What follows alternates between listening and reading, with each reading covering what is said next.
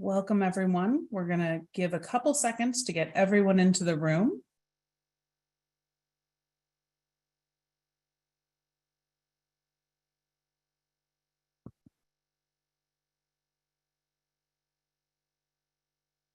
Okay. Good afternoon, everyone. We're thrilled to be presenting this webinar entitled Court Watching Programs, Purpose and Progress. This panel is sponsored by the American Bar Association section on civil rights and social justice. It is one of many in a series of rapid response webinars. We're actively planning additional programming on a variety of issues, so please visit americanbar.org/CRSJ for updates on these programs. Some housekeeping. During today's program, we encourage you to ask questions of our panelists through Q&A, not the chat function. Please use Q&A. If you do not see the controls, ensure your screen is not idle, and I will be monitoring Q&A, and we will do our best to address your questions, time permitting.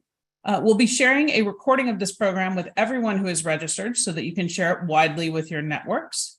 And I want to do a brief introduction to our speakers. First, Dr. Carmen Johnson, who is the director of CourtWatch PG and the author of Pretense of Justice. Justin Hansford, who's a professor of law at Howard University Law School and the executive director of the Thurgood Marshall Civil Rights Center. And Sophia Barberini and Brenda Kalita, who are both assistant intern coordinators at the People's Vanguard of Davis. My name is Malia Brink. I'm senior policy attorney at the Decent Criminal Justice Reform Center at SMU Law School.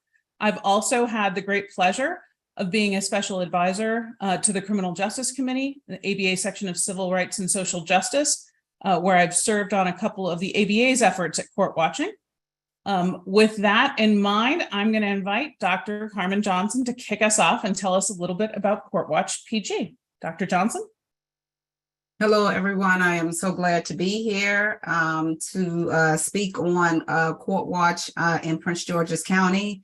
And I would like to start off saying that CourtWatch PG was started by our executive director, Ms. Kiana Johnson. And I believe that was in about 2018.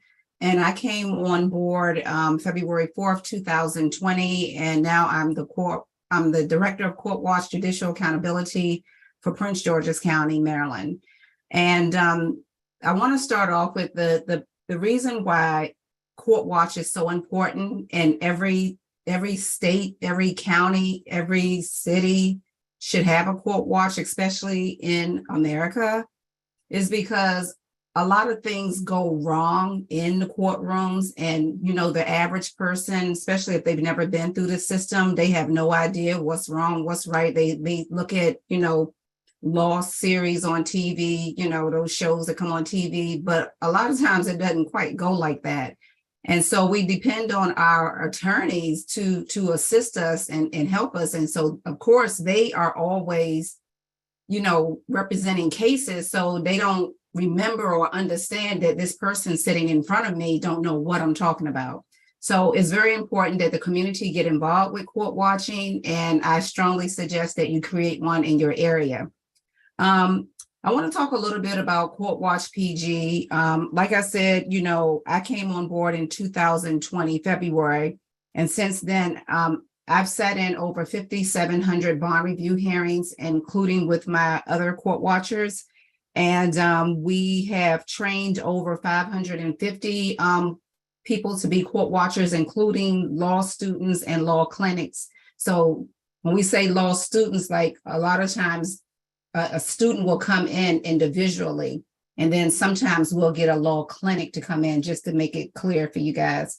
And then as of right now, we have about 60 volunteers that are active. And with these 60 volunteers, probably about 30 of them, they sit on committees. And I just want to name a couple of committees that we have, which are very important to have when you have a court watch organization. And so, like I said, we have 10 committees. We have the National Court Watch Hub, which that started, that was around November, December 2020. And we have about 30 court watch organizations that is part of this hub. including over in the UK. So we got one over in the UK, and then we got someone from New Mexico that wants to start a court watch. So we are excited about that. We have the accountability committee, and I'll come back to that in a minute. We have the social media and website committee, which is very important to have, so you can keep the public abreast on what's happening in the courtrooms and in real time. We have the base building committee, which is very important, which means building relationships with other organizations, strong allies, law students, relationships with elected officials. That's really a big one. You must have your relationships with these elected officials, and also have great relationships with defense attorneys. And that's very, very important. And that's one of the things that Life After Release, which, you know, CourtWatch is a pillar of, have strong relationships with attorneys all over the state of Maryland. And that's a beautiful thing. We have a newsletter committee. We have orientation and training committee. We have a database committee, which keeps our data safe. That committee also makes sure the data is correct and entered in properly and things of that nature. We have the deaths in the jail committee. We have an administrative and research committee, which is really important because you want to make sure you're staying up to speed on the different laws and policies and procedures that are out there. And we have the recommendation for draft legislation and policy change committee, which is one of our most powerful committees because we have to demand change. So with the data that we collect on a daily basis, what do we do with the data? Do we just let it sit there? We have to be able to make change with it. And a lot of small court watch organizations, they don't know what to do with the data. And so, you know, my favorite words are, you make noise with the data. That's what you do. You make noise with it. You make change with it.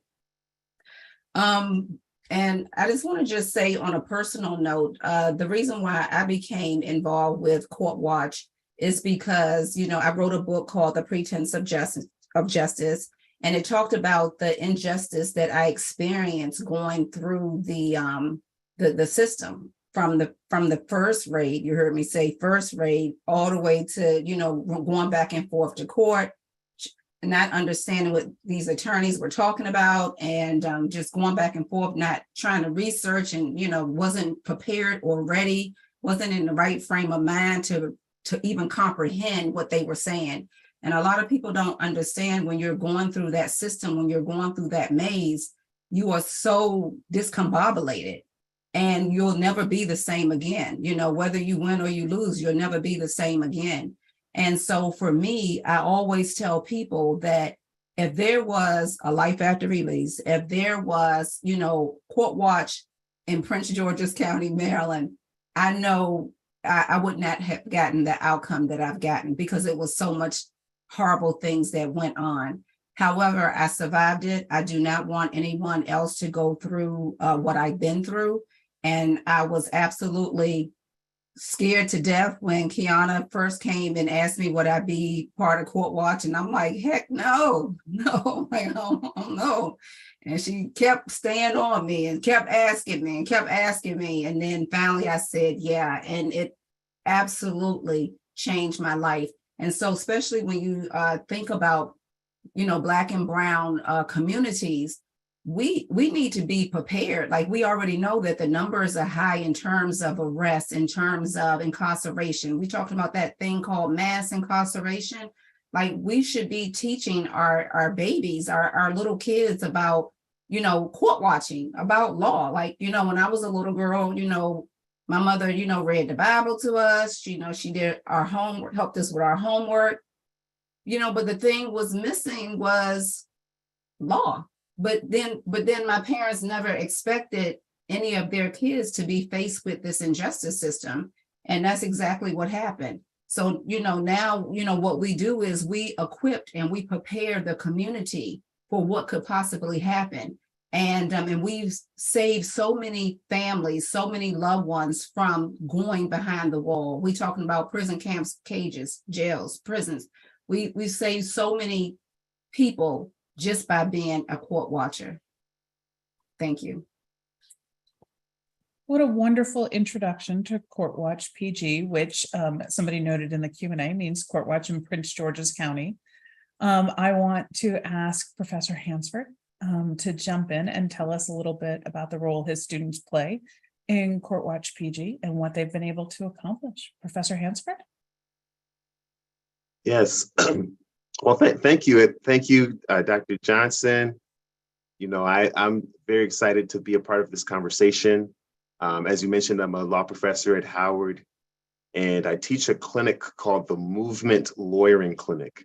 So we do what we call movement lawyering, which is a new approach to civil rights and human rights lawyering, where we focus on clients who are mobilized clients like Dr. Johnson, as opposed to vulnerable individuals, clients that are engaged in a campaign for social justice.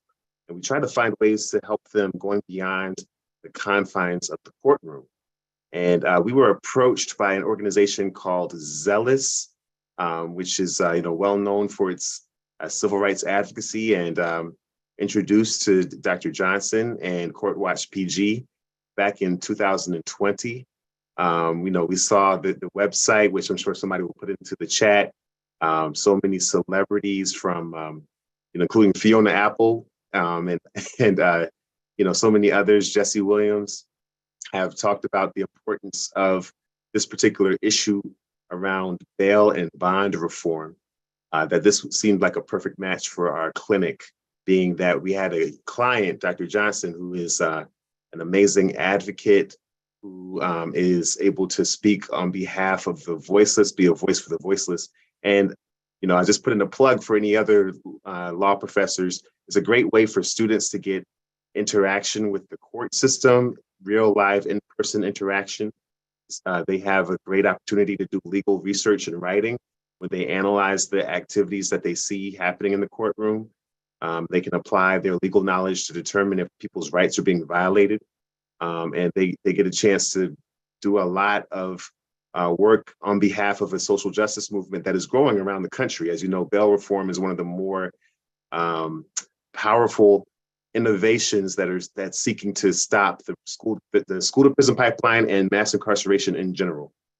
So this is perhaps outside of sentencing reform, perhaps the number one approach to fighting against mass incarceration, because as you know, millions of people around the world, and hundreds of thousands, if not millions, in the United States every day are held in these bail and bond hearings, sometimes in a way that causes them to be put at a huge disadvantage. Sometimes they lose their jobs. Sometimes during COVID, of course, we know in the early days of COVID, people were exposed to COVID without being able to social distance. Some people are brought to these hearings and the hearings are not translated for them if they speak a second language. Some people are, denied their rights in many different ways. And what we saw during this process, again, go back to 2020, we decided to allow our students in our clinic to participate in the CourtWatch program. So we had about 10 or 11 students in the clinic. And what they did is they started to go to the hearings virtually. Of course, 2020, the pandemic hit, so everything was happening online. And students were able to observe the hearings through Zoom virtually. And they put together a report that shined a light on a number of injustices that were taking place in the Prince George's County court system. We had situations where people were denied effective assistance of counsel. There's this weird situation in Prince George's County where some of the people making decisions as to whether or not folks are released are not judges, are not prosecutors, as these other actors in the system that are given this power. We have situations where, again, once we were completely virtual, people didn't have access to sound because of technical difficulties, and they had to go forward with the hearing anyway. We had people with medical needs that were ignored. So you could see Eighth Amendment violations taking place in those bond hearings, as well as Sixth Amendment right to due process and speedy trial violations. And then we got to the place where the First Amendment was implicated because judges in the state and others, the prosecutors in the state, were not eager to ensure that we continue to have virtual access as the pandemic progressed. And what that did is it greatly limited our opportunity to observe what was taking place in the hearings. It was much more difficult for people to travel to the courthouse. You know, when you can do the CourtWatch online, people can participate really from all over the country, but especially people who are eager to provide some sort of transparency, which is so important to our court system that we pay for. This was a real step back. And so fast forward to 2023, there was a bill that was put before the Maryland state legislature, which would require state courts to provide audio-visual access to court proceedings. Of course, there were exceptions made for when there was a request of privacy that would cause prejudice to the trial. So, all of the different concerns were addressed, but the bill did not pass. There's a lot of discussion as to why, but we're concerned. We continue to be concerned as to the way that people are being denied access to be able to provide oversight that's taking place in the courtrooms. And what we did is we published a 20-page report, which was given to people in state government, and I'll say very suspiciously. The vote happened immediately, so people didn't even have a chance to read the report. So almost as soon as they received our report, people had to hurry up and vote on it so that they could not read it. And they voted down the law.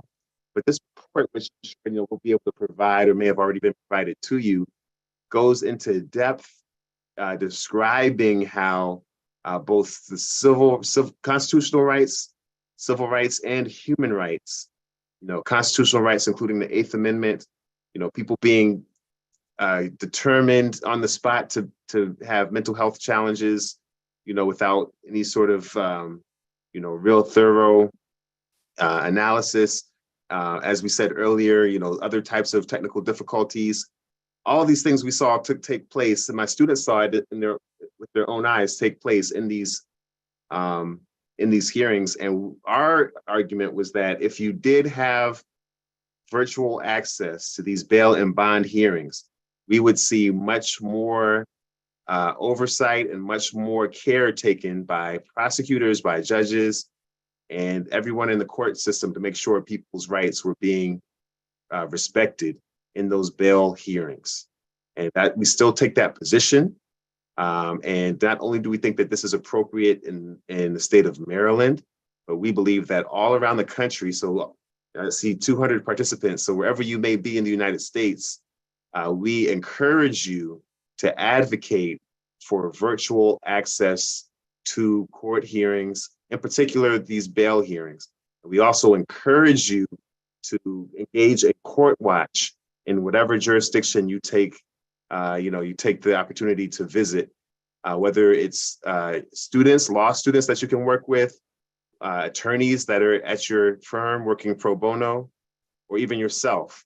It's very important work that I think is going to make a big difference in our fight against mass incarceration. And you're going to see things that you had only heard about in an abstract way taking place in a tangible way. You'll see the sort of the way that people are shuffled in, in a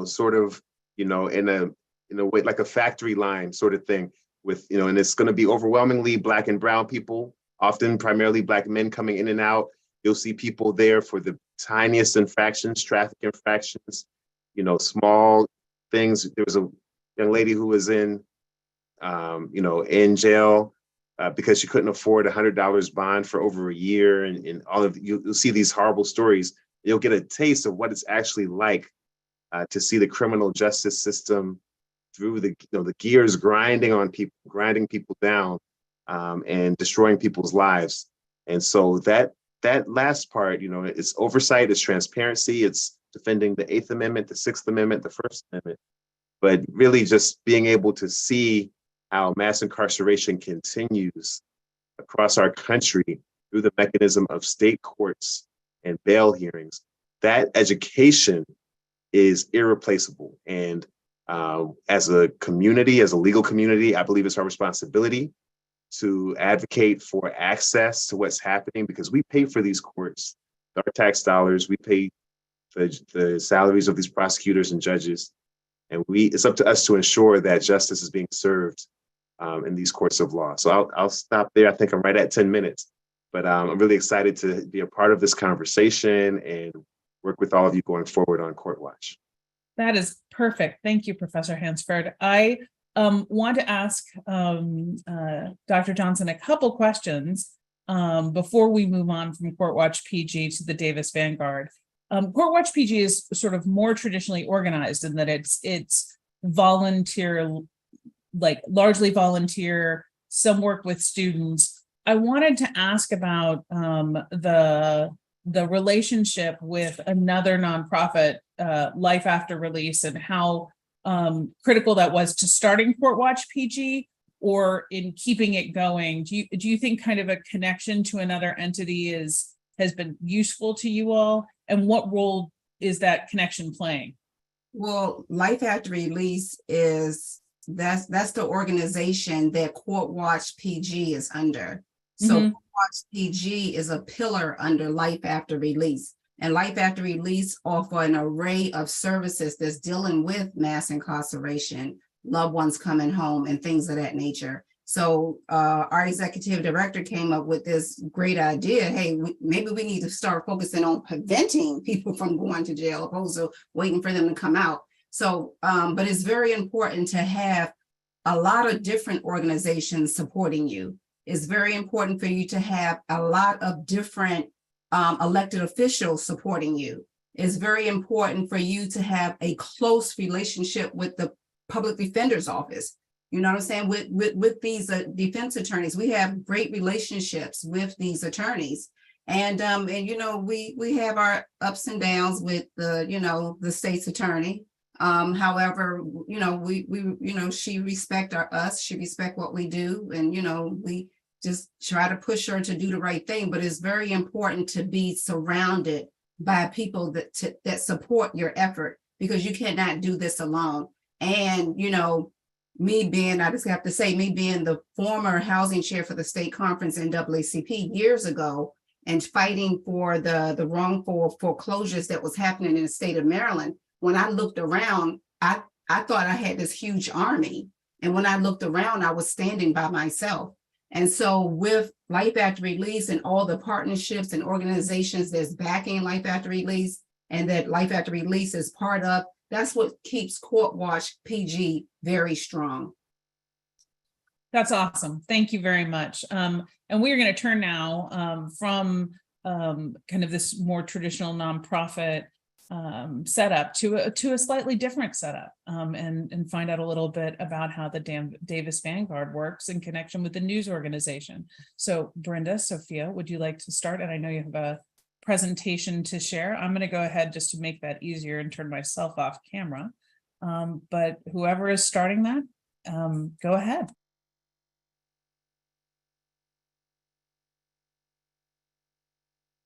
Okay, hi everybody. As Malia mentioned, my name is Sophia and I'm the Assistant Intern Coordinator for the Davis Vanguard. And I'm Brenda and I'm the other Assistant Coordinator for the Davis Vanguard. We're going to just be talking to you about the CourtWatch program today. So these are some things that we're going to be going over with you. Yeah, I think we can get started. Okay, so the People's Vanguard of Davis is a 501c3 nonprofit, community-based watchdog and news reporting organization. So we publish articles on unjust court proceedings daily, covering California courtrooms in counties like Yolo, Alameda, Santa Barbara, Stanislaus, LA. We also publish articles covering other regional and national injustices and news and commentary. And so the People's Vanguard was founded by David Greenwald in 2009 after he was invited to watch a sentencing hearing where the accused was sentenced to 378 years for a non-murder conviction. After learning more about the case, David came to believe that the accused was wrongly convicted. And so, motivated by the sentencing hearing he watched, David reached out to a law student, and they developed the idea of a court-watching organization with a journalistic focus. The decision to create the program came about in December of 2009 and became active in February of 2010. This choice was made with hopes of being able to create an accessible source that will notify people of the activities happening around them. Okay, so a little bit about our focus. Our objective is to really bring transparency, accountability, and fairness to court proceedings while promoting social justice. So we want to accurately and fairly report on courtroom injustices and provide insight for the public on injustices that they might not think of. And exposing these injustices without bias, we hope to promote accountability of these courts and provide the public information that they can use to mobilize against injustice.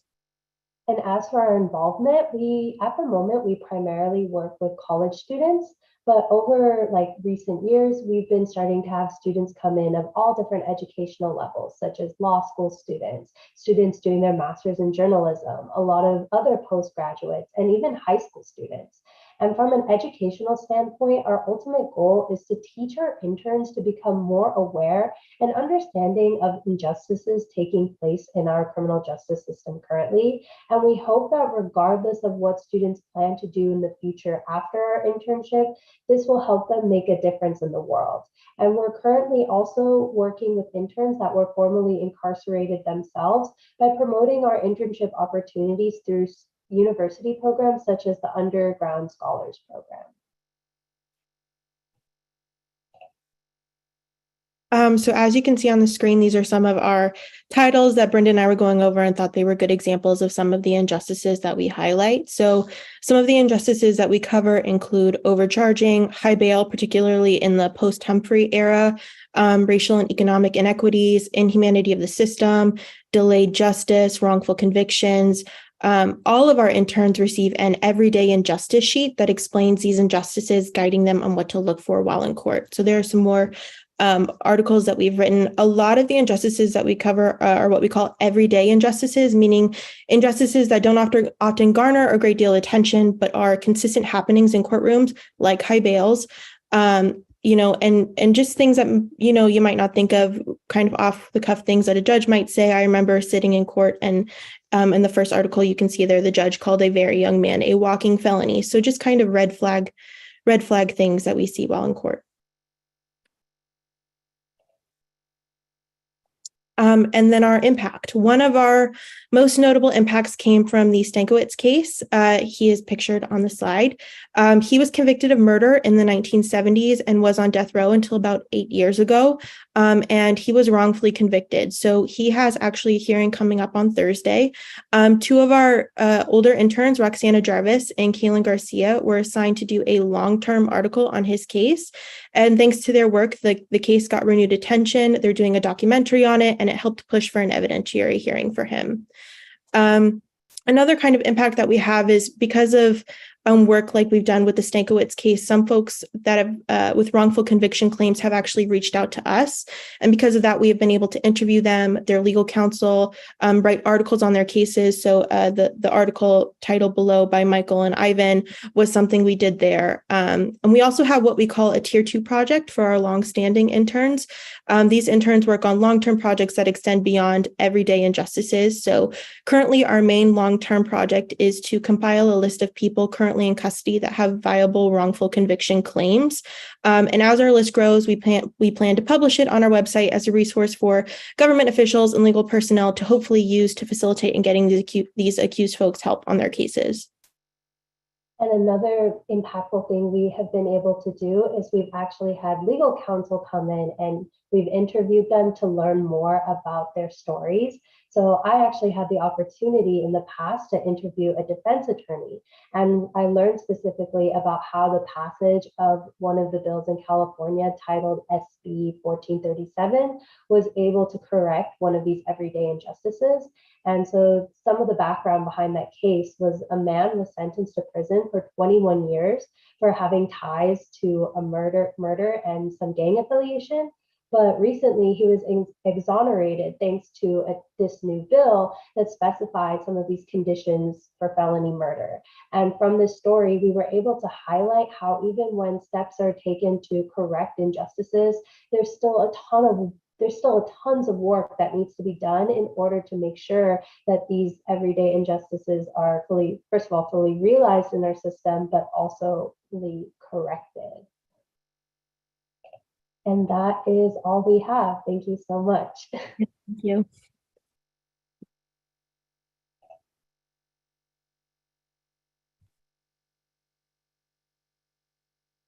Sorry, just thank you so much. Well, we have a flood of questions coming in. So I am actually going to jump into those questions. And the first one I want to ask is about getting volunteers. Which how do you go about getting volunteers? How have you found recruiting volunteers? Do you find that after an initial kind of level of interest, people tend to drop off, or do you end up having really long-term volunteers? Dr. Johnson, I saw you unmute, so I'm going to let you go first. So I say this with love.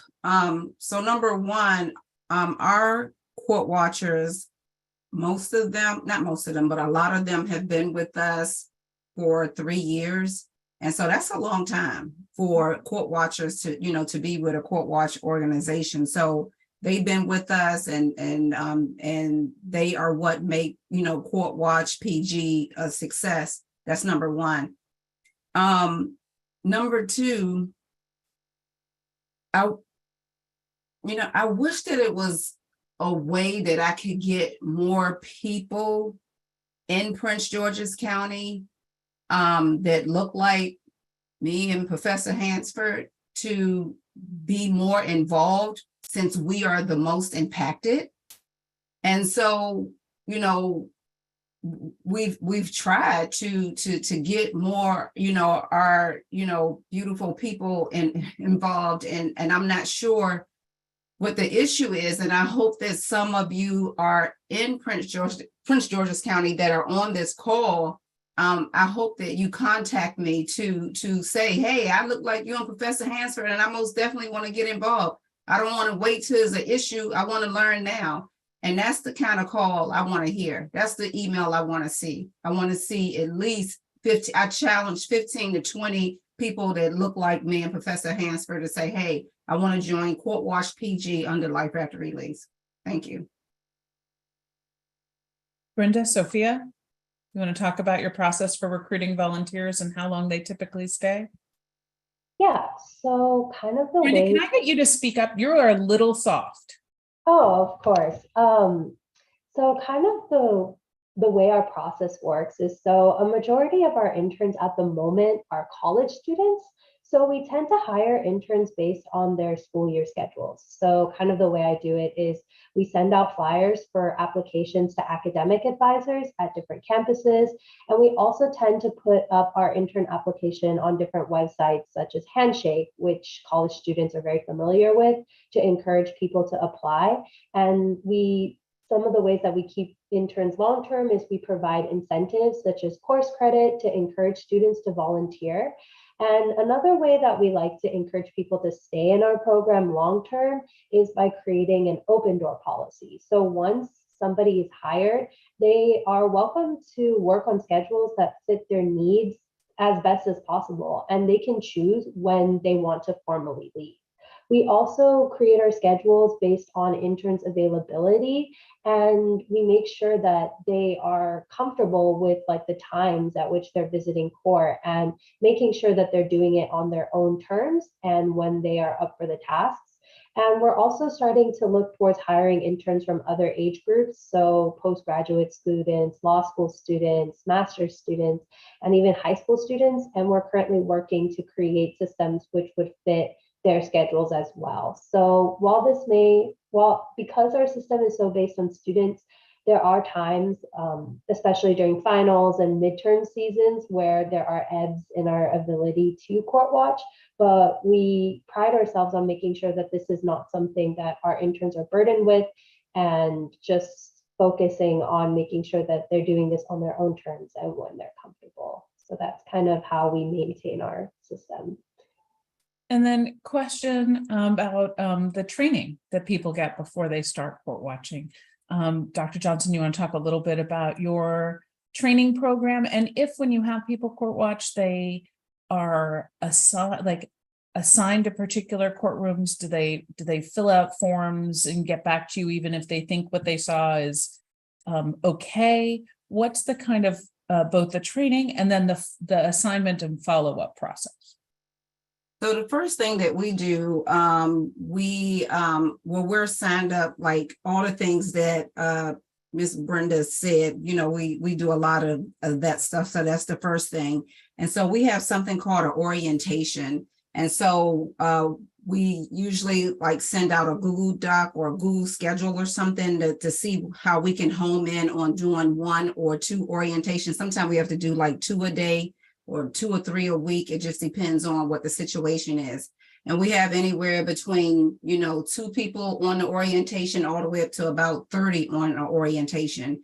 And so that's the first thing, giving the orientation, letting them know what this is about, why we do this, and if they are absolutely interested in being a part of it. And so once they sign up, they do a pledge, all of that great stuff. We put them in our signal and our CourtWatch signal.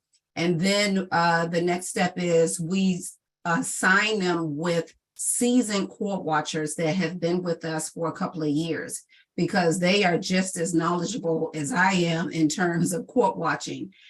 We do have a couple of court watchers that watch other court hearings, but we mainly start off with bond hearings. However, we been asked by a judge and some other programs in the courthouse for us to come and court watch. And so we will be branching out. And I think the biggest thing is what we want to start doing is following cases. So starting off with the bond hearing and then following that case all the way through. And so that's our goal. We match them up with seasoned court watchers. We do orientation, and it's just amazing. Great. And go ahead, Sophia. Yeah, so we do a very similar thing to Dr. Johnson. They go through an orientation process, do a few meetings with Brenda, do a few meetings with me, watch a whole bunch of videos, but the best way that they learn is by being partnered with more seasoned court watchers and going to court and learning that way. So I assign specific county courts and then specific courtrooms within those counties to interns prior to each shift. I usually decide those by taking a look at the court calendar for the types of proceedings taking place in the specific courtrooms that day. I tend to look for case types that I think might present injustices. So if I see a Romero motion, motion to suppress, bail motion, resentencing hearing on the schedule, I'm probably going to schedule those. But I'm also not hesitant to assign departments with multiple arraignments happening, because those usually present a plethora of injustices, even though those hearings tend to be super short. But yeah, very, very similar to what Dr. Johnson does with her program. And real quick, I don't mean to cut you guys off. So I was reading something in the chat.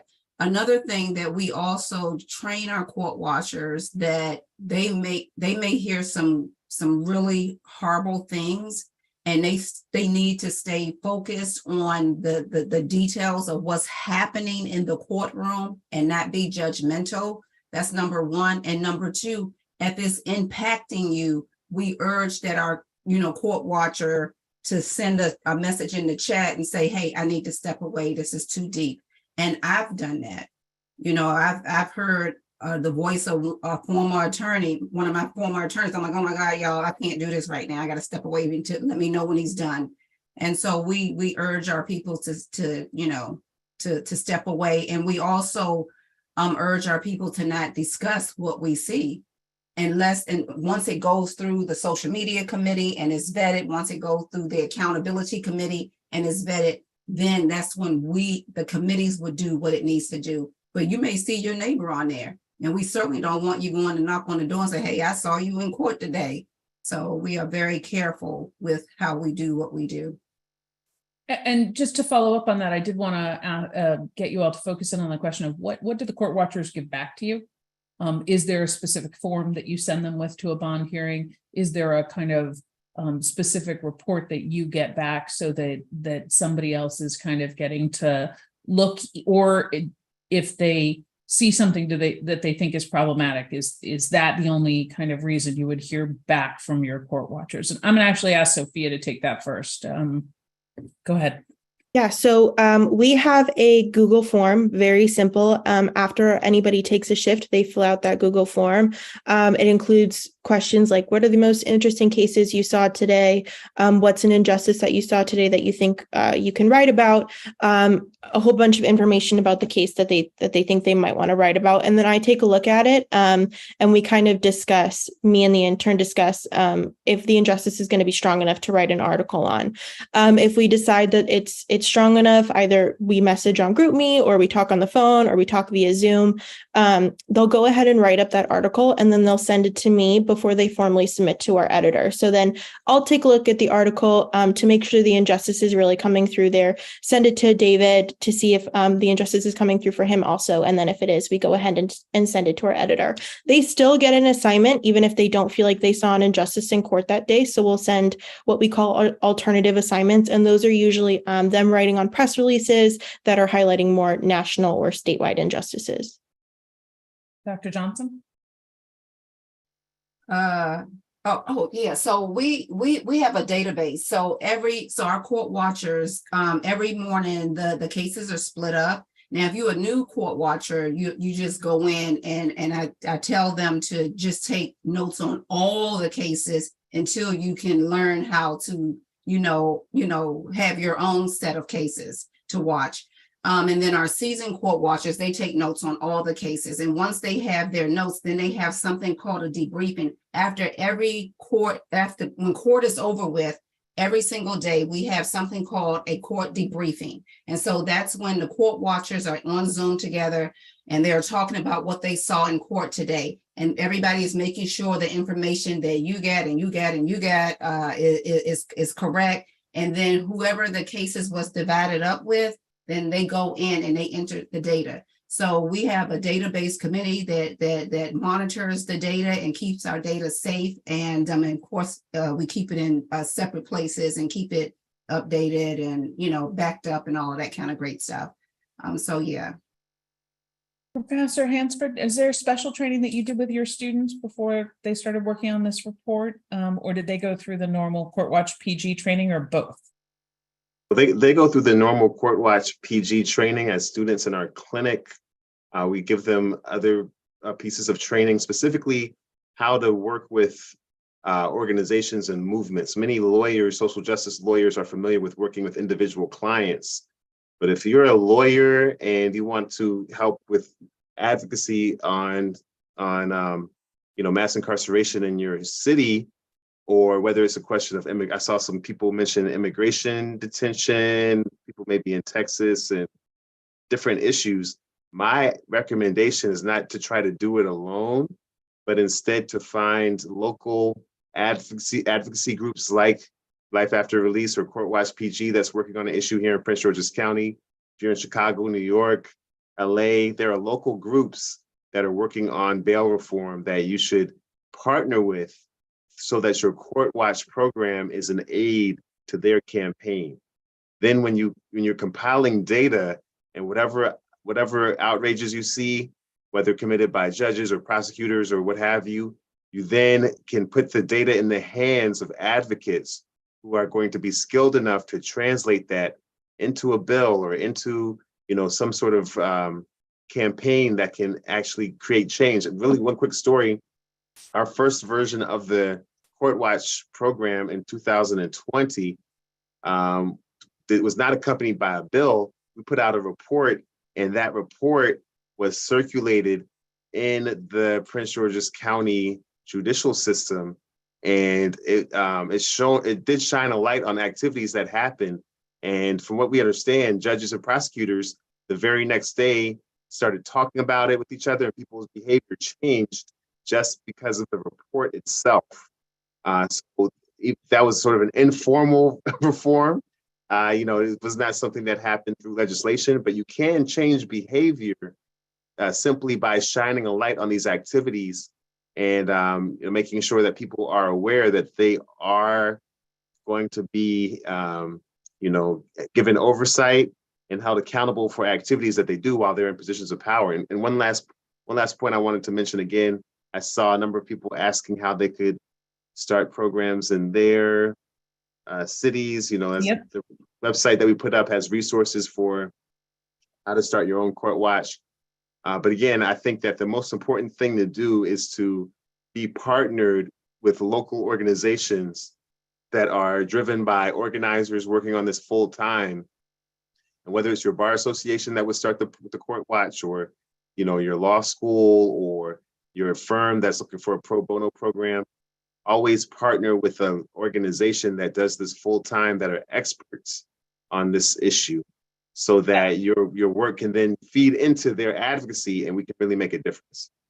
I want to just build on that because I have spent my entire career as a nonprofit civil rights lawyer. And I want to say yes, and. So when you approach that nonprofit, do exactly what Professor Hansford has said and do your homework first. Know that there are resources on courtwatch.org. There are a lot of questions about syllabi and materials, and there are example materials from other CourtWatches that you can bring, because I worry that those movement lawyers are frequently overextended. And if you say to them, we'd like to start a CourtWatch, they're going to say, we don't know how to do that. And so if you come to them and say, we have a plan and we've researched it and we kind of have a sense of how to start it, but we want to have a place that we can bring questions to and materials to, you will be very well positioned to get that nonprofit kind of on board with you to do that. And I think that is one of the best models. It combines kind of the strength of grassroots movement, people and energy with kind of access to some lawyering expertise and maybe a more formal way to pursue that reform. I want to jump on what Professor Hansford said about the impact of the report and ask the folks from Davis Vanguard if they have similar examples of reform based just on the reporting. And then Dr. Johnson, I promise I'm coming to you because I have a very specific question about how CourtWatch PG pursues reform. But Sophia, Brenda, can you talk a little bit about whether you've seen reform based on some of the stuff that the Vanguard has reported? Yeah, I mean, I think the most notable would be the Stankiewicz case, as we talked about. That their article really helped in getting him to get a new evidentiary hearing. And like I said, he has a court date coming up this week. So it's mostly stuff like that. And, having people who with viable wrongful conviction claims reaching out to us to really get their story highlighted. That tier 2 project that I mentioned, we recently had somebody who's in custody right now come and share his story with us and give us a whole bunch of contact information to his family so we can learn more about what's happening there. And we hope in publishing those on the website, we can garner more attention like we did for the Stankiewicz case. Wonderful. Dr. Johnson, CourtWatch PG uses a wonderful kind of way of pursuing reform that I actually have never seen before, called accountability letters. Can you tell us a little more about that and what reforms you've seen as a result of those accountability letters?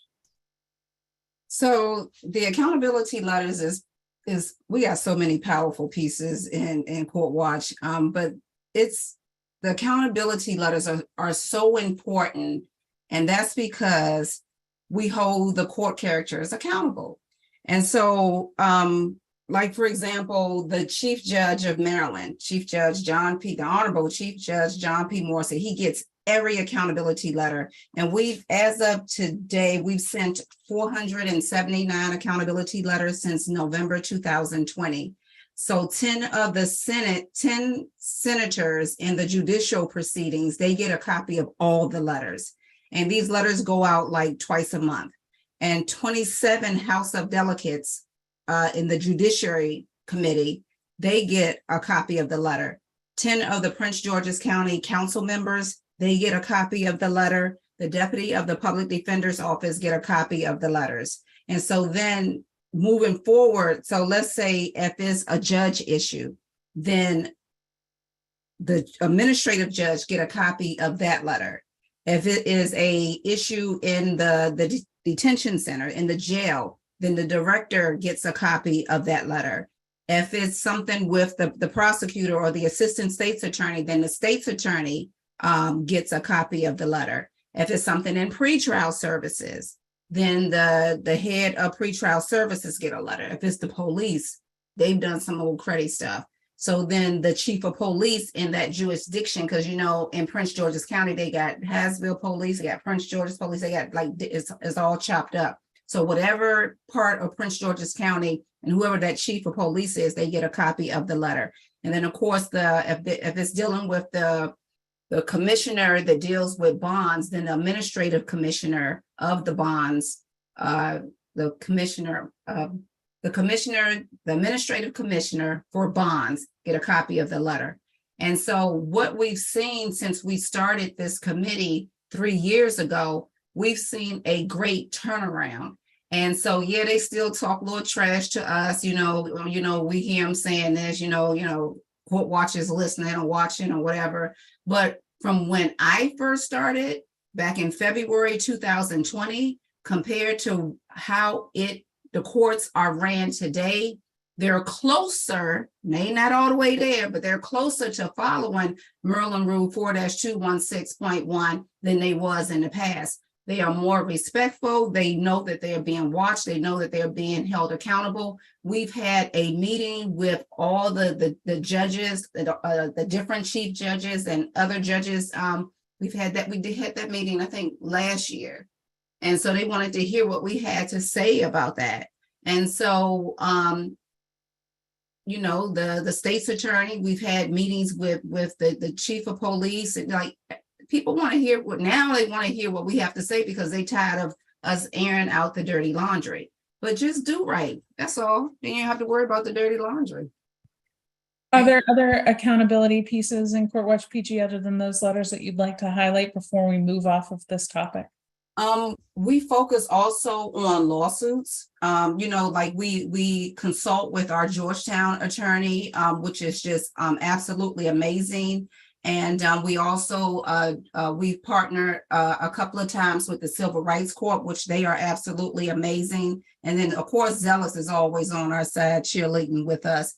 With the accountability, we work on draft legislation because we are the ones that see what's happening. So we are the ones that have to put the draft on paper and get it to the legislators on the Senate side and on the House side, in order to try to get sponsors and get legislation pushed. That's wonderful. There have been a number of questions about whether there's been any hostility to court watching that you all have experienced, whether you have had any issues about access to proceedings. Professor Hansford, you mentioned having some issues with Zoom hearings in terms of, I've had those issues where they put the camera, what you can see, what you can't see, what you can hear, what you can't hear if it's just a mic'd courtroom. Do you want to talk a little bit about barriers to public access and what you've been able to do to kind of follow through and make sure that the court watchers are able to do what they're trying to do? Certainly. Well, as you said, virtual access is key. That's one thing that I tell all court watchers around the country to hone in on, because any sort of intimidation factor that could take place in person is lessened by virtual access. And we know, of course, the courts functioned during the pandemic essentially through virtual access exclusively. So we know there's no real solid logistical reason why they can't make this function in a realistic way. So, I mean, that is important. I think that there is, I think that one of the more surprising things to students was the hostility that judges show sometimes to defense counsel and, more so even than the court watchers. And, don't forget, I think it's, I saw in the Marshall Project about half of U.S. counties don't even provide defense counsel at bail hearings. So this is a situation where we think 50 years after Gideon that everything would be, set in stone in terms of lawyers being there to field some of that hostility. But in many cases around the country, there's hostility to the defense counsel. And if there's no defense counsel, there's hostility to the client. And you heard the story earlier about someone being called a walking felony. I mean, we've in our report, if you go to the report that the students drafted, you'll hear students shocked at some of the comments that judges made to the defendants about the defendants and their presence. Just really, uses of power, if you ask me, in terms of the use of their position as judges and the intimidation factor to inflict some sort of penalty on people who have already been, in many cases, most of the people are indigent, or people, you'll see that the people who have already been beaten down by society who come into these hearings and get beaten down even more. So I do think that this is in terms of, it's a good question. Is there discouragement, harassment of court watchers? There may be stories of that. I think that could be the case, but it pales into comparison of the situation faced by the defendants, who are the ones who are at the most risk in those situations. We have very clearly seen them be discouraged and harassed and spoken to disrespectfully. And again, it's just an education about the court system for folks who are attorneys or people who are future attorneys, folks who are attorneys maybe who don't end up in the courts on a regular basis. There are many people who are attorneys who are not familiar with the system. This is a wonderful way to really get a taste of what the courts are like. And it'll be an education for lawyers, law students, members of the public alike. And I hope that will inspire people to try to make a change. Dr. Johnson, did you want to add something to this issue of barriers and what happens as a result of court watching to the people who are doing it? Well, number one, as you get, as strong as CourtWatch PG has, gotten, there comes retaliation and things of that nature. I know just a couple of months ago in Annapolis, like before I call it a sabbatical, before my wrongful imprisonment. So of course I knew a lot of these politicians and judges and things of that nature. And so of course I nicely got collared up down in Annapolis a couple of months ago. And I'm like, okay, this is a man and I'm a woman, so how does this work? But, I got a little collared up, but I'm the director of CourtWatch Judicial Accountability. And, I took it like a champ. That's number one. Number two, we got our Zoom taken away in September of last year when the pretrial lawsuit was filed. The pretrial lawsuit was filed by Georgetown and also Civil Rights Corp, and it was another law firm that was involved with it as well, because pretrial was holding people unconstitutionally. They was holding them hostage, literally. And so the lawsuit was rightfully filed. But what broke my heart the most, forget me being collared up, forget our Zoom being taken away, we do have audio. What broke my heart the most was our public defenders were being attacked. And we have some of the best public defenders in the United States, Prince George's County public defenders. Actually, in the state of Maryland, the public defenders are just awesome, and they're overworked and they are so caring and they're so understanding. And for them to be hurt, it broke me and Kiana's heart. Like they didn't have anything to do with it. And for them to be treated worse than what they already are, that was worse. I can get collared up. I'm strong. I can take it. I can deal with it. Calling me up, whatever. Don't do it too many times though. But but to see them being hurt was horrible. And the Davis Vanguard has the benefit of also being press, which and adds a layer to kind of this access issue. I know early on in the pandemic, Davis Vanguard was right at the forefront of fighting for access to the Zoom courts in California. Do you guys want to talk about barriers to access your interns have experienced and how you've gone about ensuring full access? Yeah, sure. So the beginning of the pandemic was actually somewhat helpful in us expanding our reach. Prior to the pandemic, we were pretty isolated to YOLO, and if I'm not mistaken, just starting in San Francisco. Once streams opened up everywhere, we were able to expand where we were getting interns from and expand our coverage. As the pandemic has kind of waned and stuff has progressed, those streams are no longer going online consistently, or some people do YouTube streams, which is great and really easy access. Some people do Zoom links and won't give you the password. Some people only have audio, which makes getting information correct very difficult. So to kind of mitigate that, we've reached out to some public information officers in those counties, and we're working on getting all of that fixed. But that's been our biggest barrier. Most of our interns are online, so we're not experiencing so much of the hostility in court. And from our in-person interns, haven't heard any negative experiences. As Professor Hansford said, most of the hostility has been displayed towards the accused, which has also been kind of a shocker to most of our interns, especially because they are college students and don't have a lot of experience in this forum. Wonderful. Thank you. I want to just draw attention to the back end issue of this, which is, with that accessibility raises some concerns about confidentiality.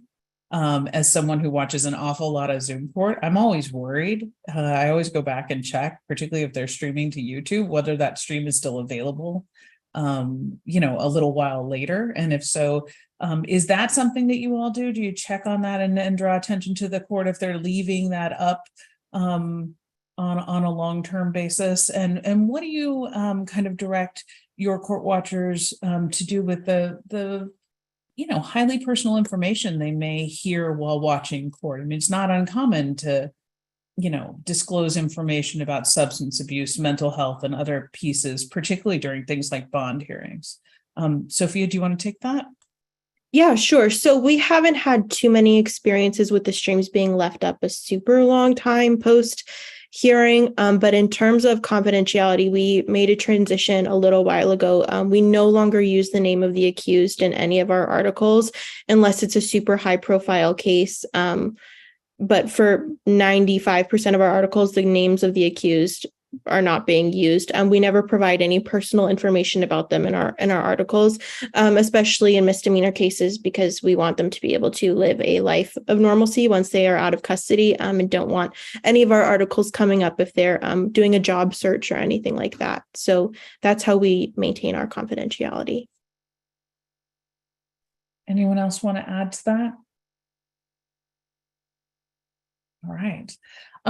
So I think one of the reasons that a lot of these court watching programs start in whatever your first appearance court is in your jurisdiction, that first kind of opportunity for a bail or bond, is for one of the reasons Professor Hansford mentioned, which is a lot of times there are no defense lawyers there.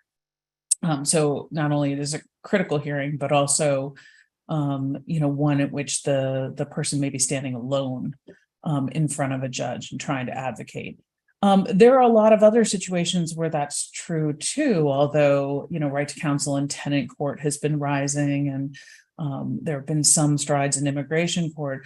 I was curious about whether you all do any civil coverage, or if there are plans to expand or partner with organizations that are doing some of this on the civil side, where people may be similarly unprotected, even if the issue may not be detention or prison. Dr. Carmen, I think you mentioned possible expansion, so why don't I let you take that first? Yeah, we are planning to expand. If we're talking about court watching, we're planning to expand into reentry court, drug court, mental health court, things of that nature. And like I said, we stress to our court watchers the confidentiality is very, very important. And on our pledge that they sign, is also very, very important. But I also want to say that this was probably about 2 years ago when we was still on Zoom, and one of the new court watchers, we don't know if he was a prop. We don't know, because you never know if they really are a true court watcher or true. You just don't know. And he took pictures on the Zoom and put them on social media. We fainted, and so of course we quickly, let him know that we was sending this to our attorney, blah, blah, blah, blah, blah, and this and that. And he was removed from our group. And I just wanted to share that. But, and then of course we have the National Court Watch, which we want that to continue to grow in terms of, locating more and more court watch organizations around the country, and also helping people to start court watch organizations. So that's our expansion right there. Thank you. And I was going to add on, I know a few people asked about the immigration question. When I was a student, I was a member of a immigration asylum law clinic. And so I did take on one case in immigration court. As you know, those are executive branch, courts that they're not Article III courts. So right now, migrants held in immigrant detention are not entitled to any sort of legal lawyers or any sort of legal aid, public defenders in any sort of removal proceedings. So the importance of providing some sort of oversight there is even higher, because again, there's no buffer, there's no one to respond to the judge who knows what the judge is talking about. One of the things that is so important when we talk about the hostility that judges have shown in some cases towards defendants is that defendants don't know the law, and they do not know that there is whether that what the judge is admonishing them is a question of law and how to respond. So it's very important for there to be some sort of oversight to be able to ensure that judges, prosecutors, and other people know that there is public observation happening. Even if we can't get a lawyer for everyone who is facing some sort of civil proceeding or immigration proceeding. And again, like I said, even every criminal proceeding does not have, get in for the pretrial. If we can't get lawyers for these people, at least we can get some sort of transparency so they don't get taken advantage of behind closed doors. That's, I had the privilege of being a law clerk for a judge named Damon Keith, who had this famous quote saying, "Democracy dies behind closed doors." And I think the Washington Post has taken that quote as well and made it its motto. But a lot of the abuses that happen in these court hearings, these bail hearings, would not happen if the judge and the prosecutors knew that dozens of people were watching them. That's the bottom line. And that's happening all around the country. So this, just the simple act of watching, the simple act of tuning in will make a difference. I think that is particularly of interest in I think a set of courts that I think we wish we could watch more, but where the confidentiality issues mean they're traditionally closed, which is the juvenile court system. Right? In juvenile courts, judges have incredible amounts of discretion. Far too often there are not lawyers, and yet we really can't, in most places, start effective court watch programs because those the courtrooms are closed due to confidentiality concerns for the juvenile, which is well placed as well. Like, you don't want that getting out and following them into adulthood. So that all raises an entirely interesting question, which is, has anyone thought about whether court watching should almost be institutionalized, or does some of its power come from being a not institutionalized part of the system? Because, there was a person who in the Q&A said, have you thought about getting funding for this, state funding for this, and actually kind of making it a critical part of the system, almost, I don't know, like an internal affairs, right? Type of thing. And I wonder, Professor Hansford, if you want to react to that, about kind of the power of being an outsider and the role that plays in this being effective, or whether it is something that should be more institutionalized as a double check? That's a fascinating question. I'll tell you, the institutionalization in the sense of getting support, maybe from a government entity or maybe from other entities, allows for there to be a sustainable, reliable court watch system in place. And of course, right now you're talking about completely volunteer-driven court watching. So again, there are outliers like CourtWatch PG, which is going to have dozens of passionate people.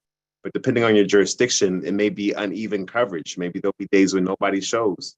So it's I don't want to discount the possibility of, if people were paid to court watch, if there's some institution that made it so that there was a sustainable presence, that would be a value added. I don't want to discount that. The benefit of being outside of an institution is that you can have that grassroots energy. You can connect with a campaign that can push for reform from the outside in.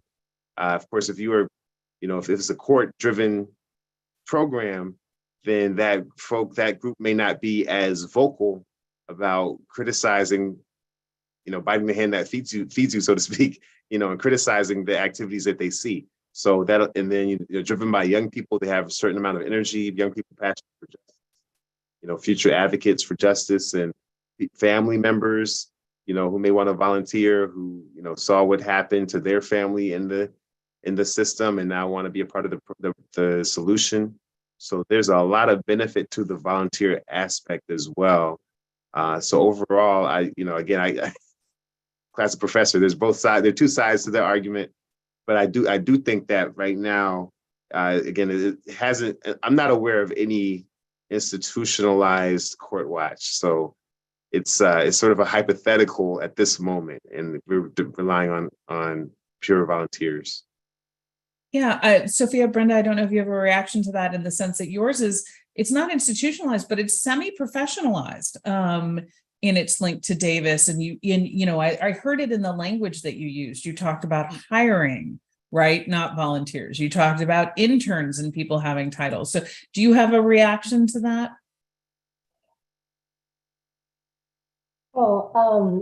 I think that one of our strengths is just the fact that because we aren't directly tied to any specific county, in the sense that they're telling us that, oh, we're going to go here and we're going to report here. I think our biggest strength is that we can report on things based on how we see them, if that makes sense. So if we feel that something is categorized as an everyday injustice, there's nobody telling us that this is an injustice, this is not an injustice. And I guess with the institution, then that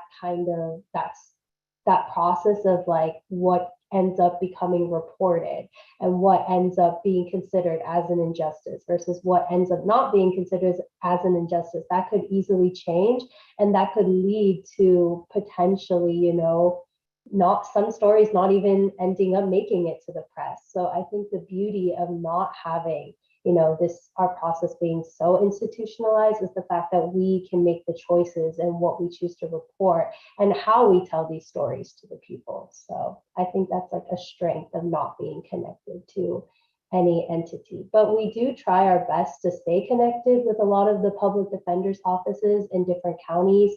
And we do try to give them heads up, hey, we're going to be watching over here and we are starting to cover cases here. So they are aware that we are watching them.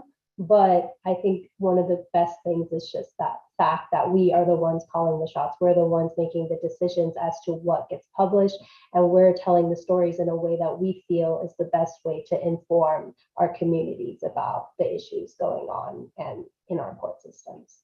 So, yeah.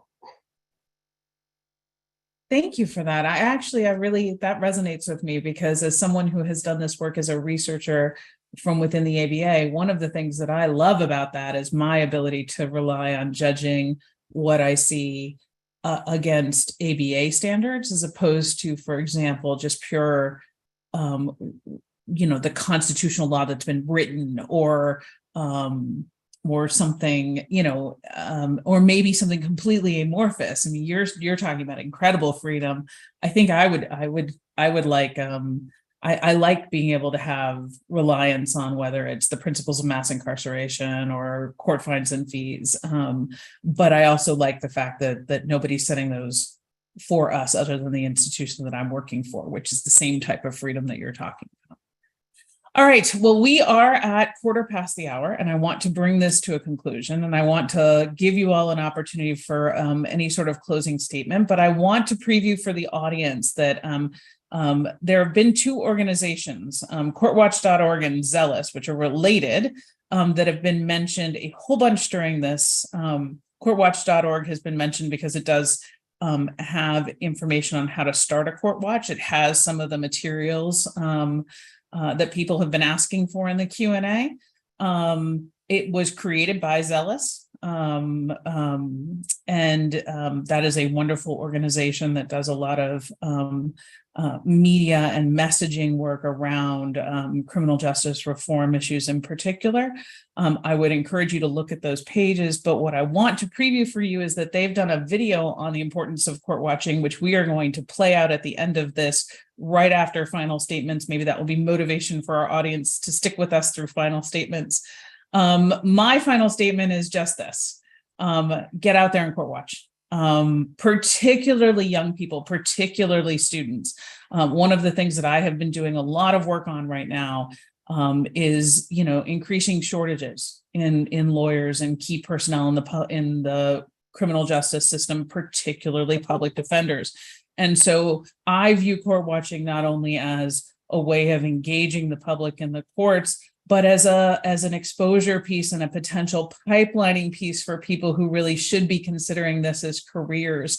And so if you are out there thinking to yourselves, I want to start a court watch, please consider the students. And by that, I mean, not just law students, but other types of students, including college students and even high school students. They make wonderful court watchers, and that exposure can bring so much to the system.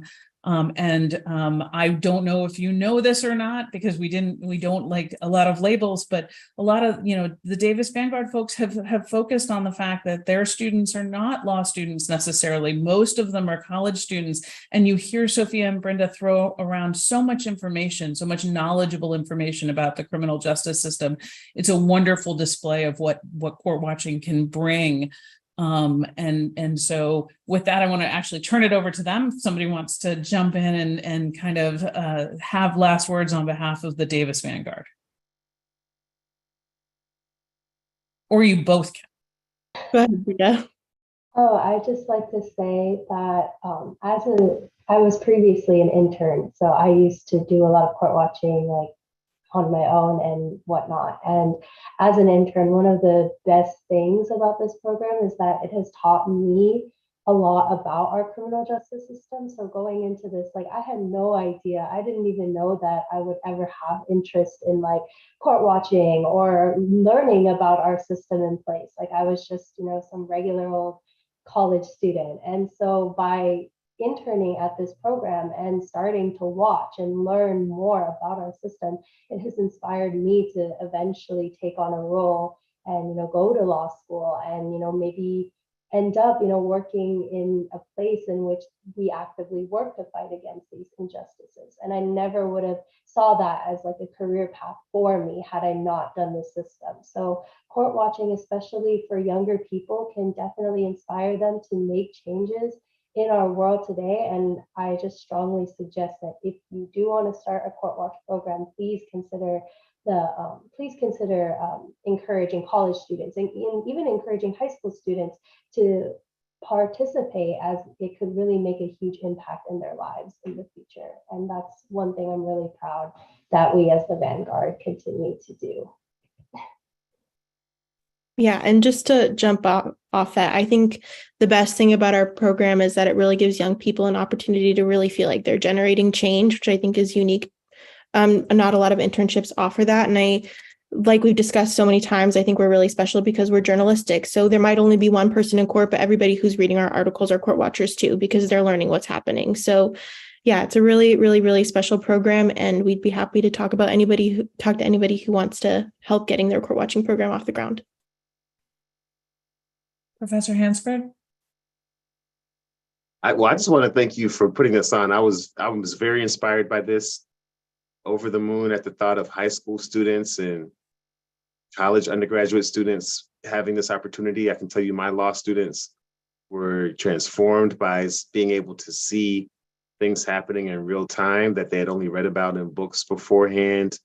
Some of them have gone on to continue to be advocates for social change because of it. And one of the things I wanted to mention in our report, we talked about how not only can you apply local state court standards, but as Malia was saying, you could apply ABA standards, but even human rights standards. We were able to use the international human rights standards on right to a fair trial and talk about how those were being violated. So you can educate the community on human rights and civil rights and constitutional rights and learn about those issues yourself. And you can start to make the path clear for the next generation of advocates for social change in your local community.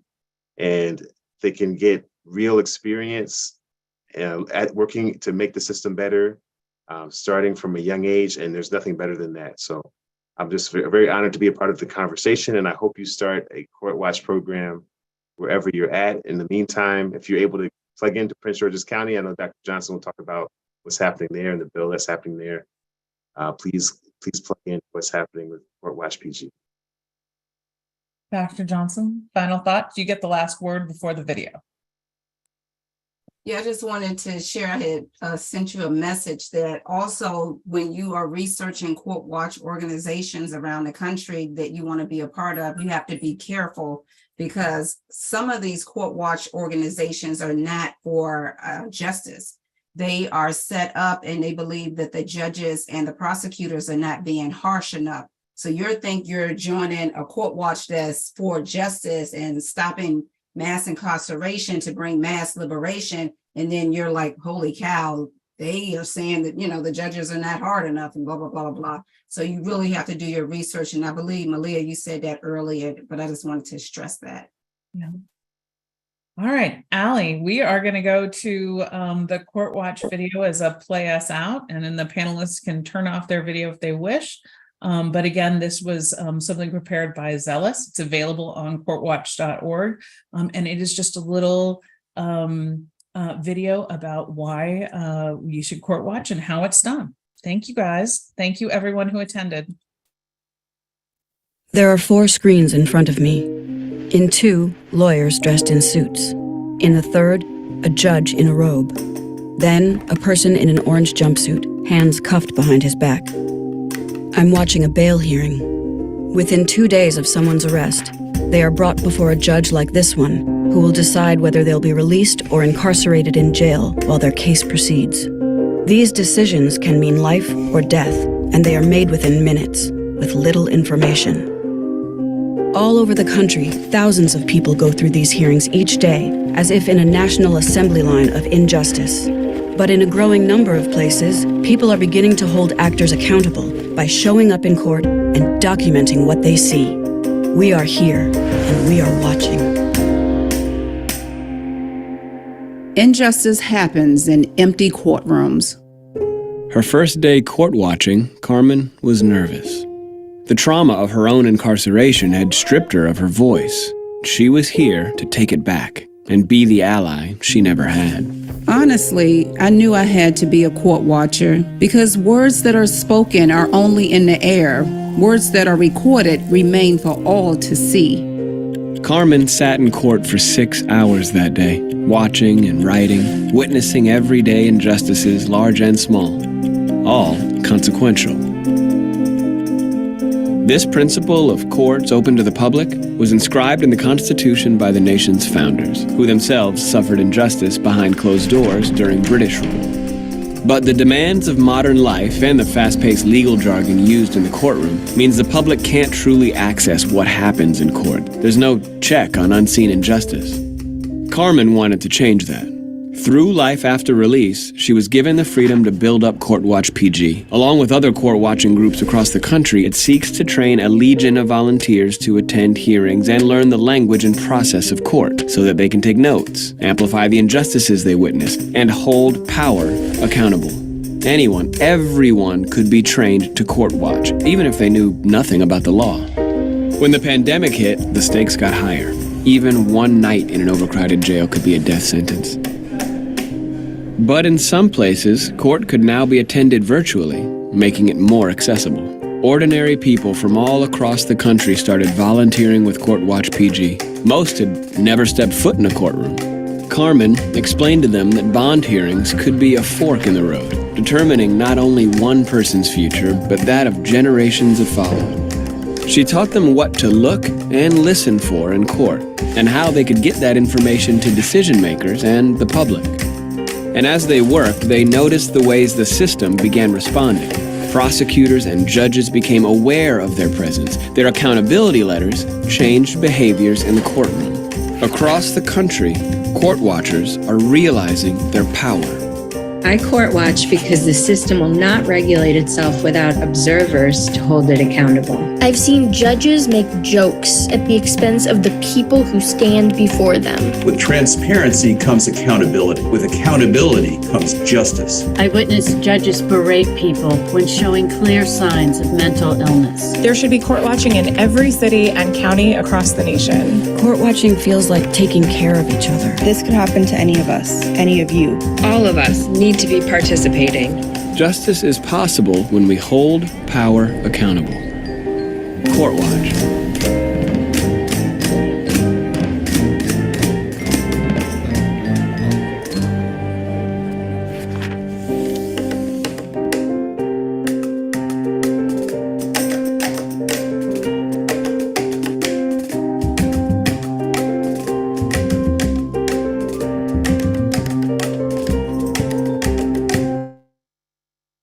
Thank you all again for being here today.